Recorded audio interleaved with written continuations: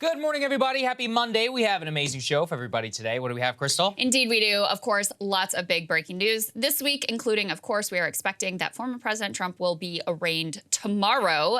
So we've got all the latest details there, and there is some new news there, both on the legal front and on the political front. Let's just say that our predictions thus far have come true. Yes. So we'll dig into all of that. We also have a new entrant into the 2024 race. Everybody get hyped for Asa Hutchinson joining the 2024 field. He's the first sort of like out-and-out anti-Trump candidate. So that is interesting. At the same time, Marianne Williamson actually surging in the polls. So we'll break that down for you as well. Prominent military blogger was murdered in Russia in a St. Petersburg cafe, along with some of his supporters were also injured. We'll break that down for you as well. Dominion is celebrating today because they had a major victory in their lawsuit against Fox News. That case moves forward. Got the details for you there. Elon doing something genuinely hilarious by removing the check mark just from the New York Times and no one else. So I'll tell you about what that means. And we have a couple of announcements before we get into the show. So first of all, we are going to be doing a live stream special in primetime tomorrow night, because tomorrow is the day that Trump is expected to be arraigned. He also has a press conference scheduled for the evening that we are going to take live. So go ahead and put this up on the screen, guys. Saagar, what are some of the details the folks need to know? Trump on trial. I know everyone's always asking for live streams and for primetime specials and all that. So we decided, okay, this is a genuinely historic event. President Trump being arraigned. He will be arraigned in Manhattan in the middle of the day, but he's doing a major press conference around 8 p.m. tomorrow night Eastern time. So the four of us and me, you, the Counterpoints crew will all be here at the desk. We'll give everybody a little bit of a pre-show and then a post-show as well. We'll fully watch the press conference here together, so you can watch it here on the Breaking Point stream. And we are also going to be having some legal analysts. We will be running an AMA feature for our premium subscribers who can sign up at breakingpoints.com. On the AMA, you can submit your questions, legal questions, for two legal experts that we will have here on the show who will answer them, and then we will also break some of that down for you as well. So it's an opportunity for the premiums to ask questions. We will answer them live and also just have a fun live primetime special here at a normal time. So we'll be starting around 7:30, 7:45 Eastern time, depending on when we think Trump will be speaking, but the four of us will be here at the desk and bring you live analysis. No regular show tomorrow. Instead of regular show, we're doing the evening primetime live stream. If you're a premium sub, submit your questions on AMA. If you want to ask questions, become a premium sub, and you can do exactly that. Second of all, Spotify video. That's right. And so that's another reason to become a premium sub. You can watch the video fully on Spotify. And just so everybody knows, the full video, audio, all of that, we will post the second day on the Spotify channel as well as on our normal podcast platform. So if you can't join us live, don't worry about it. You can take everything the morning of, whenever you wake up. We'll publish it as early as possible. So if you can't stay up or have something to do, you can watch it that morning. And then Counterpoints will be moving to Friday. So we will still have content for everybody all throughout the week. Don't worry, it's still going to be a lot of fun. And of course, you can become a premium sub, breakingpoints.com. For the AMA feature, to head off the inevitable, use the AMA feature within the Supercast website whenever you become a subscriber. But, okay. Let's start with the actual news. Let's get to the show. All right, what we got? Let's put this up there on the screen. In a surprise to absolutely nobody, Trump surges to his largest lead ever over Ron DeSantis after the news of the indictment breaks, showing that most Americans don't think Trump should be allowed to serve as president again if convicted. But amongst Republicans, his star is not waning. It is, bursting? Is that how you would say it? Rising. Okay, all right. Exploding. So, rising. That's a good word. Well, it used to be a good word. Okay. So Republican preference for Trump over DeSantis has increased after Trump's indictment to 57%, DeSantis sinking to 31%, 12% undecided. Keep in mind, this is not even in a multi-field poll. This is in a direct head-to-head, and it is a surge of 26% in that one-to-one contest. And not only does he attract majority support, previously he had 44%, now up to an outright 52%, when even pitted against a wider 10-candidate field. So that's the two headlines. Not only does he surge against head-to-head in Ron DeSantis, taking 57%, but also even in a multi-10-candidate race where you have some of the declared and potential GOP challengers to Trump, he still is at a 52%. And actually, This doesn't account for the Asa Hutchinson surge you're right. yet. Yeah, so I apologize. just keep that in mind. Yeah. For anybody who's asking exactly who the hell that is, we will bring you the details. For Ron DeSantis, there's even worse news, which is that Trump only drops by 5% in a multi-candidate field. DeSantis drops by 10. Just showing you once again that in a multi-candidate field, a large percentage of people who are quote unquote anti-Trump, even though that's not actually that many of them, are still not entirely wedded to Ron DeSantis. So, I mean, the overall headline is that this is a brutal and terrible poll, not only for Ron DeSantis, but for anybody who's even thinking about challenging Trump. You know, CC, Nikki Haley, Vivek Ramaswamy, Mike Pompeo, Asa Hutchinson, I guess, who we'll talk a little bit about, you know, in the next block. But overall, I mean, shocker, he's a lot more powerful than he was before after the indictment news. Who could have predicted this? I think that this is even more movement than I expected. Yeah, though. I mean, we're talking, just to underscore this, the last time this pollster was out in the field, it was just 2 weeks ago. And there has been huge movement since then. So Trump was ahead the last time 2 weeks ago, but it was 47-39, much, much closer than what it is now. And as recently as February, DeSantis was actually narrowly ahead of Trump in this poll.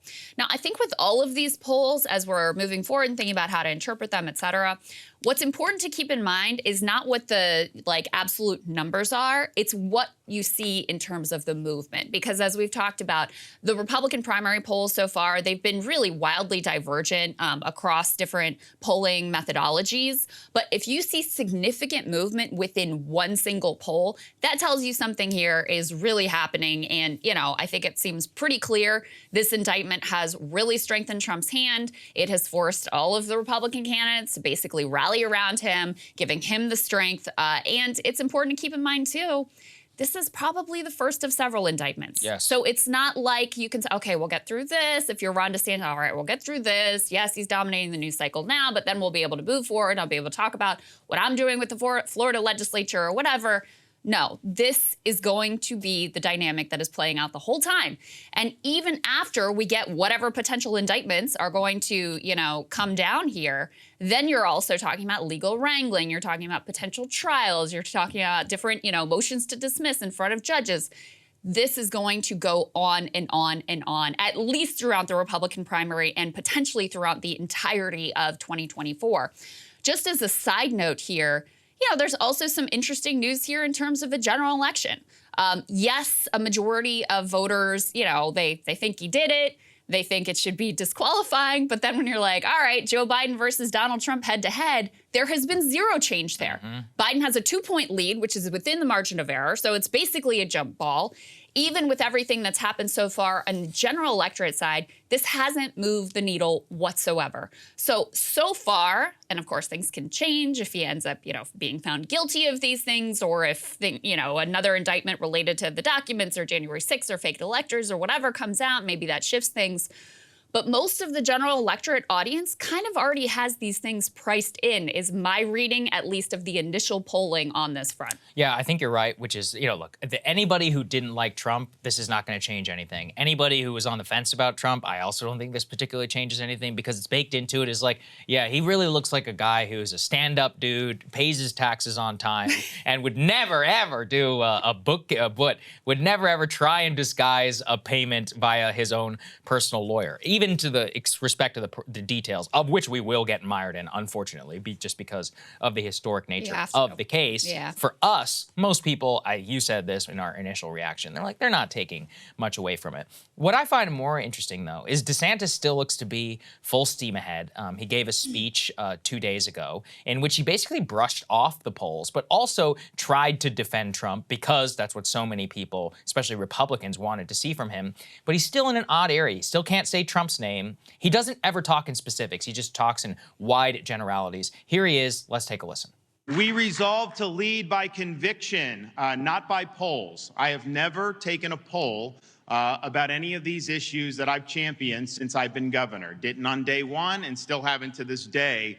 A leader doesn't respond to polls. A leader gets in front of issues, identifies what needs to be done, sets the vision, executes the vision, delivers the results, and guess what happens when you do that? The polls change in your direction. So now he turns around, purely for political purposes, and indicts a former president on misdemeanor offenses that they're straining to try to convert into felonies. That is when you know that the law has been weaponized for political purposes. That is when you know that the left is using that to target their political opponents. And I can tell you this, these Soros-backed DAs, they are a menace to society. They are a menace to the rule of law. Speaking in Harrisburg, Pennsylvania, is that an important state? You know, somebody can tell me about that. Now, why is the governor of Florida in Harrisburg? That's an interesting question. But the second one, first of all, on the poll thing, there's just no way that's true. Like, let's all just be honest. Like, it's impossible. All politicians are some of the most poll-tested people. That's why it is almost a verb at this point. Like, or I mean, like poll-tested candidate in terms of the way that we think about them. Second, though, in his response to Trump, he still can't say the man's name. Yeah. Who? Which former president? This is where trying to play the game of being on Trump's side, but never actually mentioning his name, not coming to his defense in the same way that a Marjorie Taylor Greene or a Matt Gaetz or any of the other diehard actual MAGA people would, just shows you the disadvantage that he is. And then the poll just shows you something very clear. Republicans like Trump. They love Trump. You know, at 57%, he is like by and far the leading candidate. To the extent that you might be able to beat him, you have to win over not just a little bit, a lot of the people who love him and see him as under persecution. How can you do that if you're not willing to really like go in a full-throated defense like that? Well, the funny thing to me, listening to him talk about, like, oh, I don't take a poll, I'm not poll tested. Like, you're literally giving a poll tested answer about the Trump thing as you're claiming that you don't do poll tested answers. Yeah. Because he saw what happened the first time around when Trump put out his Truth Social that was like, oh, I'm about to be indicted on Tuesday. Of course, the timing wasn't exactly right. But anyway, there was a rush to his defense from a lot of Republicans, and DeSantis was notably really quiet. And then when he did say something, he took a little jab at Trump with a little like, well, I don't know anything about hush money payment to porn stars, but, you know, and then he went on and gave his poll-tested answer. So he learned from the backlash that he got, and then he tried to craft the answer that he thought people wanted to hear from him. And it just really reeks of finger in the wind type of politician. And again, I don't really like Ron DeSantis at all, but I have some empathy for him because I think it's an impossible position that he's in. Very difficult. I really do. You know, what really motivates and galvanizes the Republican base at this point above everything is seeing the way that the people they hate are triggered and upset and how much they hate Donald Trump, right? And how do you beat a guy who's actually getting like indicted and arrested by these people? Like there's no level above that. So yeah, I think it's an impossible landscape. I think the media landscape is going to be impossible for these Republicans to navigate because all they're going to get asked about from here on out almost exclusively is how do you react to this indictment? How do you react to what Trump said about X or Y or Z? How do you react to potential charges about January 6th or fake electors, et cetera? One other thing I wanted to pull out of this poll that I do think is relevant, you know, I said before, and I do think that this is true, you know, all of these charges, the specifics of them we're going to get into, and I think that they matter a lot on a substantive level. In terms of the politics of it, I think it is a Rorschach test of just how do you feel about Donald Trump going in. But, you know, the potential charges that the public finds the most persuasive in terms of thinking that he actually did it is actually the classified documents piece. And there is some news that just broke that they have more evidence suggesting that he was directly involved in potentially moving some of those documents and even reviewed some of those documents after they'd been asked to turn everything over and after they had claimed that he had turned everything over. So that's the one where people are most persuaded that he actually, quote unquote, did it. The next one is inciting the January 6th attack. And so, you know, I think some of the other charges are sort of more persuasive to the American people. But again, I'm not sure that it really makes that much of a difference. If you think Trump is a criminal and he deserves to be held accountable, you're unlikely to look at these particular charges and be like, oh, but not like this. But this one is wrong. It's like, no, people want to see him held accountable, then they're going to be fine with basically whatever charges are thrown at him. As for other GOP voters, they're coming to Trump's defense, not just in the polls. Let's put this up there on the screen. Trump has been raising money like nobody's business with his campaign list. He's raised $4 million in just the first 24 hours after his indictment. Keep in mind, that's just after the news of the indictment broke. Just go go ahead and wait until there's television cameras showing him in handcuffs potentially, or has a mugshot released by the city of New York or the state of New York while he's being prosecuted, and then after his press conference, which if you think Trump did not time his press conference exactly for prime time in this country, then you don't really know anything about Donald Trump and how much he understands the media. This is a fundraising bonanza for the Trump campaign. They are probably stronger than they have been in a long time. So anyway, you know, look, value judgment aside, those are just the facts. He's surging in polls, and he's making a ton of money. So yeah, everybody else who was hoping that this might bring him down, maybe, but not an indication of that yet. Yeah, I do want to say though, like this is not all like, oh, this is great for Trump. On a personal level, look, he faces potential prison time, and I'm sure the man does not want to go to prison. Very stressful. So on a personal level, I'm not saying he's like celebrating this. I have no idea what his mindset is. There's some reporting that this is, you know, deeply like unsettling to him, and he's stressed out about it, even as he's trying to project, you know, a sort of public bravado. All we can speak to is the politics of it. First indications are for the general election. It doesn't make that much of a difference. Now, I do think that that could potentially change, so I want to put that out there.